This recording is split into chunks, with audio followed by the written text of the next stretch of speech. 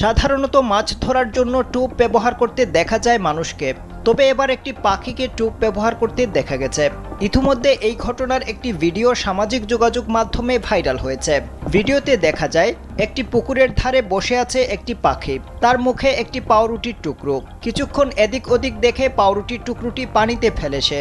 পাউরুটি পানিতে ভেসে নাগালের বাইরে চলে যাওয়ার আগেই আবার তুলে আনে পাখিটি, এরপর আবার পানিতে ফেলে। পাউরুটির টুকরোটির দিকে নজর পড়ে একটি কচ্ছপের। সেটি খাওয়ার জন্য কচ্ছপটি এগিয়ে এলে পাখিটি বিরক্ত হয়ে পাউরুটির টুকরোটি পানি থেকে তুলে নেয়, উড়ে গিয়ে বসে অন্য একটি জায়গায়। সেখানে আবার পাউরুটির টুকরো পানিতে ফেলে সে। এবার আর ব্যর্থ হয়নি পাখিটি। পাউরুটির টুকরোর প্রতি আকৃষ্ট হয়ে সেটি খেতে আসে অনেকগুলো মাছ। তখন সুযোগ বুঝে খপ করে একটি মাছ ধরে ফেলে সে। নেটিজেনরা শিকার ধরার জন্য পাখিটির বুদ্ধির প্রশংসা করেছেন।